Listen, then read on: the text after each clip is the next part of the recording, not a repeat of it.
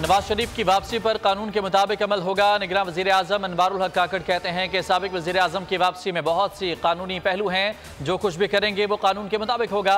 अदालती इजाजतनामे की कानूनी हैसियत क्या होगी, इस पर गौर करना पड़ेगा। मामले पर वजारत कानून से भी राय लेंगे। निगरान हुकूमत की किसी सियासी जमात या गिरोह से वाबस्तगी नहीं, ऐसा तासुर नहीं देना चाहते कि हम किसी सियासी जमात के साथ हैं। निगरान हुकूमत अपना काम आईनी दायरे में रहकर कर रही है। नवाज शरीफ की वतन वापसी से पहले मुमकिना गिरफ्तारी की बाज़गश्त। निगरान वजीर दाखिला के बयान ने सियासी पारा हाई कर दिया। राना सनाउल्लाह ने बयान को हद से तजावुज़ करार दिया। कहा कि सरफराज बुगटी बयान देने से पहले शेख रशीद का अंजाम देख लें। नवाज शरीफ की फिक्र छोड़ें, अपने काम पर तवज्जो दें। नवाज शरीफ ने कहाँ जाना है, ये फैसला अवाम का होगा। मरियम औरंगजेब बोली, सरफराज बुगटी साहब जितना सियासी कद है उतनी बात करें। कुर्सी पर थोड़ी मुद्दत के लिए बैठे हैं, इसे ताहयात समझने की गलत फहमी से बाहर निकल आएँ। जावेद लतीफ़ ने कहा कि निगरान वजीर दाखिला महदूद सोच के मुताबिक बात कर रहे हैं।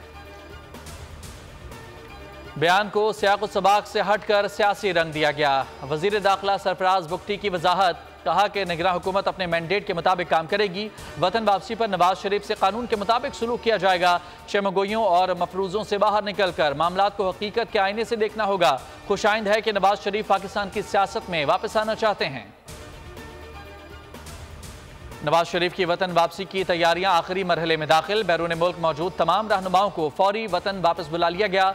मरियम नवाज लंदन से लाहौर पहुंच गईं। शहबाज शरीफ कहते हैं कि नवाज शरीफ की वापसी से मुल्क की तरक्की का सफर शुरू होगा। कारकुनों को जश्न की तैयारी का कह दिया है। नवाज शरीफ वतन वापसी पर मीनार पाकिस्तान पर जलसे से खिताब करेंगे। मकामी क़यादत को 10 लाख अफराद लाने का टास्क दे दिया गया। पार्टी क़यादत ने लाहौर हाईकोर्ट से हिफाजती जमानत और इस्लामाबाद हाईकोर्ट से रिव्यू अपील का फैसला कर लिया। चेयरमैन पीटीआई अडियाला जेल मुंतकिल। सख्त सिक्योरिटी में अटक से अडियाला लाया गया। इस्लामाबाद पुलिस की बख्तरबंद समेत 13 गाड़ियों का काफिला अटक जेल पहुंचा था।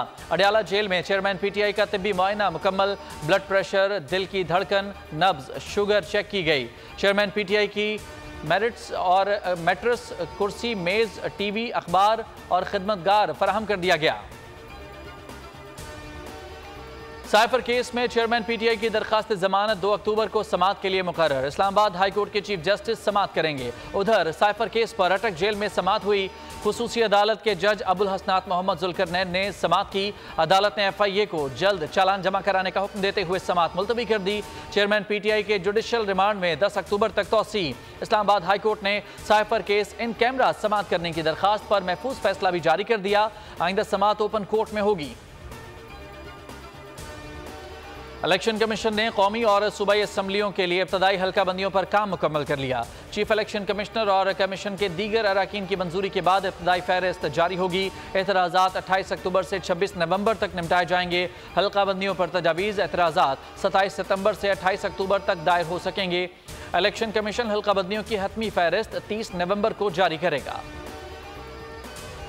इंजेक्शन से इन्फेक्शन। मरकजी मुलजिम बिलाल रशीद उर्फ आरिफ वाला से गिरफ्तार।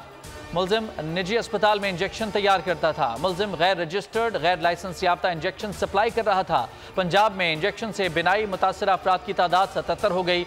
इंजेक्शन लगाने वालों में लाहौर के 5, बहावलपुर के 4 और मुल्तान के 3 निजी क्लिनिक्स शामिल। हुकूमत ने नई 10 रुकनी तहकीकाती कमेटी बना दी। 7 रोज में रिपोर्ट पेश करने का हुक्म। गैर मेयारी अद्वियात के खिलाफ मुल्कगीर क्रैकडाउन का फैसला। मेडिसिन मार्केट्स में छापों का इम्कान। और कौमी टीम मिशन वर्ल्ड कप के लिए तैयार। शाहीन रात 3 बजे लाहौर से भारत के लिए उड़ान भरेंगे। बाबर 11 बरास्ता दुबई भारत रवाना होगी। शाम 8 बजे हैदराबाद दक्कन पहुंचेगी। पाकिस्तान वर्ल्ड कप का पहला मैच 6 अक्टूबर को नीदरलैंड से खेलेगा। सब्सक्राइब करें और बेल दबाएं ताकि कोई खबर रह न जाए।